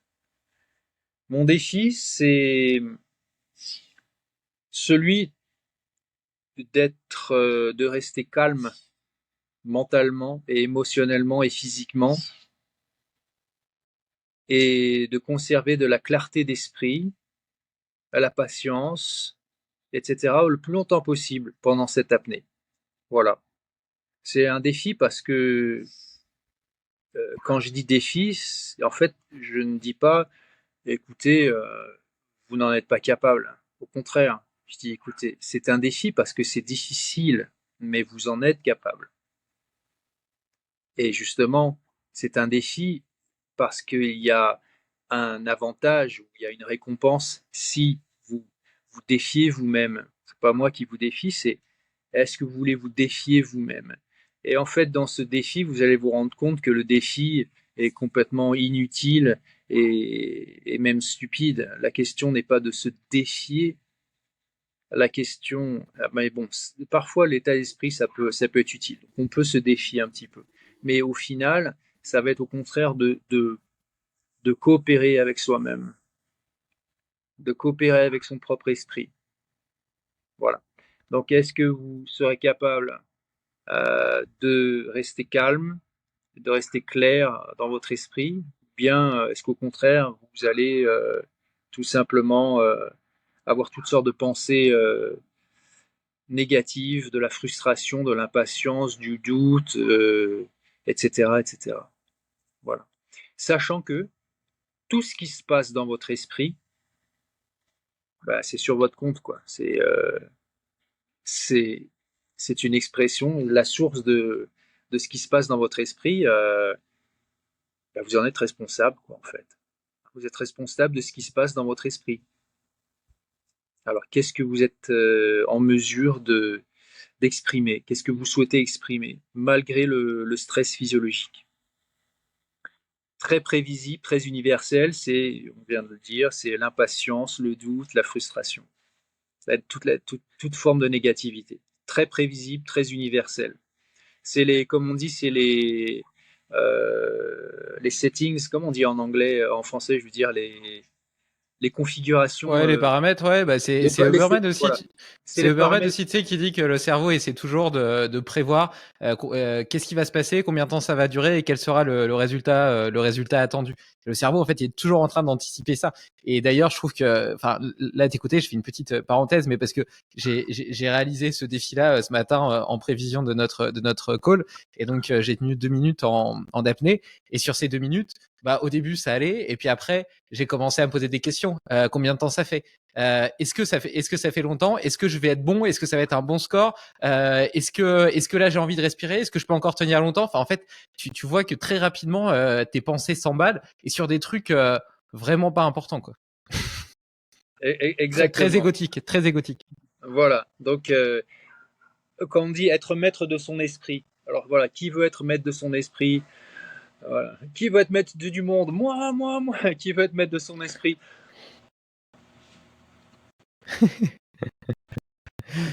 Et tu vois, ça me fait penser, je refais une petite parenthèse là-dessus, mais j'ai suivi aussi ta petite initiation, là, l'initiation à ta formation. Je mettrai le lien dans les notes de l'article.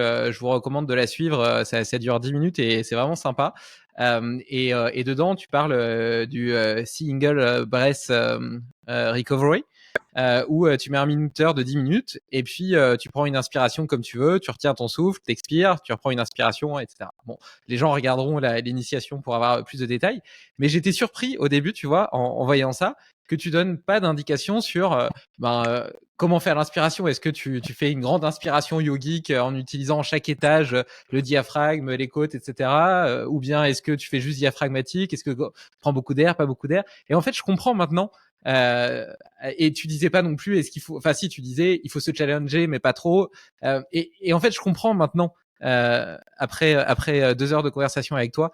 Pourquoi? C'est que en réalité, le but de l'exercice, c'est pas tant les adaptations physiologiques, c'est l'exploration mentale de trouver ce confort dans l'inconfort.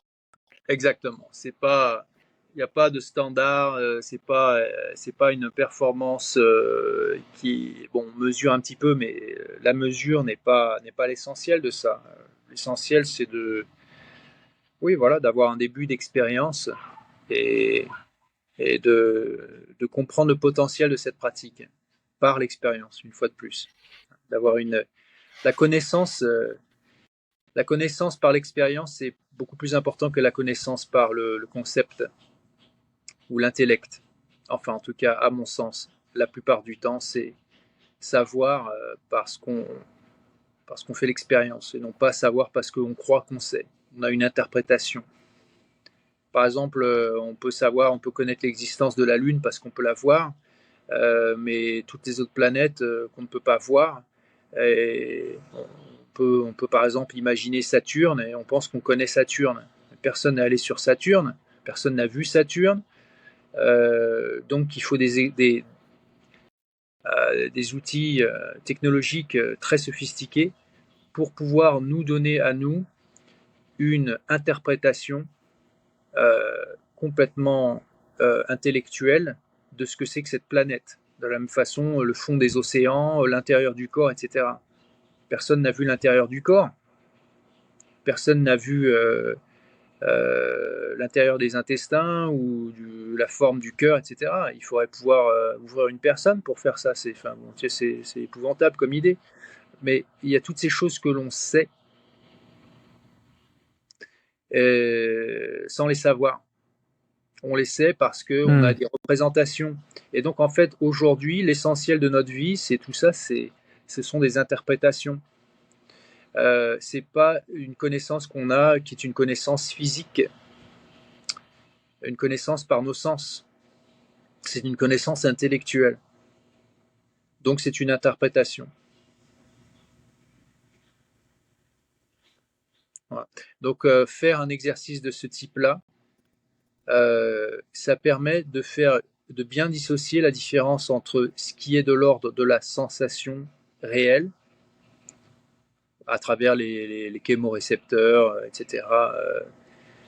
Tous ces capteurs dont tu parlais, les capteurs internes du corps qui te disent ok, je respire plus, qu'est-ce qui se passe? Ces capteurs-là ne définissent pas ton expérience. Ils t'informent.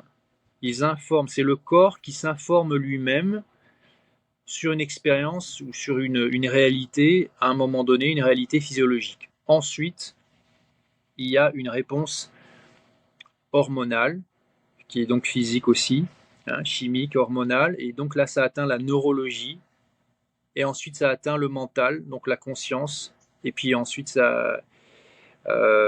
ensuite cette conscience, elle doit décider comment est-ce qu'elle interprète tout ça. Donc la partie physique, c'est une chose, et ensuite la partie interprétation, c'est tout à fait autre chose. Donc être capable de respirer ou de ne pas respirer justement, de retenir sa respiration pendant très longtemps, c'est être capable de faire une dissociation très claire entre ces sensations physiques et l'interprétation qu'on en fait, et la petite histoire qu'on se raconte à soi-même, puisque penser, c'est se parler à soi-même et s'écouter soi-même. Quel est le message? Quelle est la petite histoire? Quelle est l'interprétation? Donc, bien comprendre la place, l'importance de cette interprétation, c'est une chose. Deux, c'est observer cette interprétation en temps réel, quand elle se passe. Trois, c'est prendre le contrôle, c'est de décider, ok, voilà, ça c'est l'histoire que je vais me raconter, et je vais la rendre vraie. Ça, c'est l'interprétation que je veux de cette expérience. Ça, c'est l'expérience que je veux, peu importe mon expérience physique. Voici l'expérience mentale, émotionnelle et spirituelle que je désire. Voilà, c'est ça. C'est un exercice mental, émotionnel, c'est un exercice spirituel. Je vais m'y astreindre 10 minutes tous les jours pendant un mois et puis je ferai un petit feedback dans la newsletter de Limitless Project. Pour ceux que ça intéresse, donc je mettrai de toute façon le lien dans les références de l'article. On retrouve tout ça sur Breath of Work. Faut qu'il soit anglophone quand même, hein, parce que c'est tout en anglais. C'est tout en anglais parce que ça va, franchement, Erwan, t'articules hyper bien. Il y a des Anglais natifs qui articulent pas du tout. Toi, t'articules super bien. Franchement, c'est facile à comprendre. Bon, je te remercie. Oui, d'ailleurs, tu parlais de certains de mes participants. C'est en fait tous mes participants, double, triple, quadruple, et ça a été même pour certains, ils ont multiplié par 6 leur temps d'apnée en l'espace de 4 semaines. En fait, c'est les mêmes résultats, je pourrais les obtenir en l'espace de quelques jours. Parce que bon, là, le programme que je fais, ces résultats, c'est avec les gens qui ont fait le programme avec moi en ligne, donc en live. Et c'est deux sessions de à peu près 3 heures par semaine, donc sur 4 semaines. Mais quand je fais de l'enseignement avec les gens, ils sont là en direct, ça se passe, la même chose se passe en l'espace de quelques jours, en 4-5 jours. Je dis ça, je rebondis un peu là-dessus parce que j'ai rebondi longtemps après qu'on ait commencé ce podcast, puisque je crois que tu l'avais mentionné à un moment en disant c'est pas possible en termes d'adaptation physiologique. Effectivement, c'est bien la preuve que les adaptations physiologiques qui, elles, demandent beaucoup plus de temps que ça pour se mettre en place, ne sont pas responsables pour ces changements. Donc, qu'est-ce qui est responsable pour ces changements et donc ce changement de performance donc effectivement une multiplication de la performance très significative. C'est de l'ordre de l'esprit en fait. C'est la mentalité. La mentalité, c'est-à-dire l'état d'esprit, c'est-à-dire la façon dont l'esprit ou la conscience approche l'expérience et se manipule soi-même. Et c'est ça que j'enseigne aux gens. Donc en fait, on est capable d'obtenir des résultats très très rapides, alors que les changements, les adaptations physiologiques, moi par exemple à mon niveau, faire du progrès en termes de temps, hein, donc faire des apnées plus longues, ça me prend des mois, ça me prend des années, parce que je suis à une limite physiologique. Donc pour moi, c'est de l'ordre de l'adaptation physiologique. Mais pour les gens qui ne font pas d'apnée, l'adaptation, elle est de l'ordre mental, psychologique, donc psychologique et émotionnel. Et cette adaptation-là peut se faire très très vite. Et en fait, c'est même pas seulement juste une adaptation, c'est tout simplement comprendre. C'est même juste comprendre. C'est-à-dire l'esprit, la cognition qui comprend, qui dit ah, c'est comme ça que ça se passe, ah, c'est ça qu'il faut que je fasse en esprit, en mental. Voilà. Et tout ça, ça se passe sur breastoldwork.com, c'est ça? Non, pas à Brest.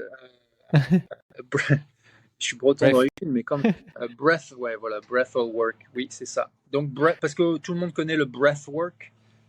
Ouais. Même en France, je crois qu'on utilise breathwork maintenant, probablement, ou le travail respiratoire. Oui, tout à fait, tout à fait. Voilà, donc breath hold work, tu as breathwork dedans et tu as breath hold work, donc ne pas respirer, retenir sa respiration, qui est. Donc, moi, je l'enseigne de façon méditative, philosophique même, et spirituelle. Pour moi, tout ça, c'est la même chose. C'est juste des labels différents, des adjectifs différents sur un phénomène qui est du même ordre. Parce qu'au final, le temps passé à ne pas respirer, c'est pas très important. C'est juste une exemplification de ce qui se passe au niveau mental, émotionnel et spirituel, qui est intéressant. Mais le plus important, c'est de se connaître soi. De se connaître soi et d'être bien avec soi. Donc la méditation, ça sert à ça. Erwan, merci pour tout. En écho au petit check-in qu'on a fait en début de podcast, je te propose de faire un petit check-out. Est-ce que tu as passé un bon moment? Comment est-ce que tu te sens maintenant?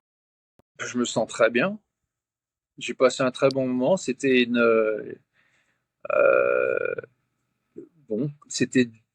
comme une conversation quasiment, hein. Bon, évidemment, on est à distance et peut-être c'est vrai que si on était juste à la même table en train de boire quelque chose, on se parlerait peut-être différemment. Mais non, c'était très plaisant. Merci de m'avoir invité, puisque aussi ça m'a permis de partager avec ton audience ce que je fais et ce qui compte pour moi, ce que j'aime partager. Eh ben, je te remercie pour ce partage qui, moi, m'a beaucoup inspiré. Je suis ce que tu fais. J'ai beaucoup apprécié, comme j'ai eu l'occasion de le dire, l'approche MovNat que j'ai pu découvrir grâce à Jérôme lors des certifications 1 et 2. J'ai pas encore fait le niveau 3, mais ça viendra. Et je suis content de découvrir maintenant toute cette facette d'exploration de la conscience par l'outil de l'apnée. Tu vois, je m'étais déjà intéressé à la respiration et à des méthodes comme Pimov ou aller Buteyko, etc. Et souvent, elles sont abordées plutôt sur ses impacts sur la santé, sur la performance, sur la physiologie, donc de façon très très biologique. Et je trouve que ton approche, qui est beaucoup plus méditative, est extrêmement intéressante et me donne l'occasion d'un nouveau terrain de jeu d'exploration que j'ai hâte d'aller arpenter. Donc un grand merci pour tout ça. Eh ben, merci à toi. Merci Ah, pour ta gentillesse et ton hospitalité. C'est une forme d'hospitalité, en fait, ce que tu fais. Voilà. c'est vrai, c'est vrai. Voilà. À bientôt, merci Erwan. Merci, David. Et Et bon merci à courage tous. pour ton record. Ouais, merci. Je te remercie. Ciao, ciao.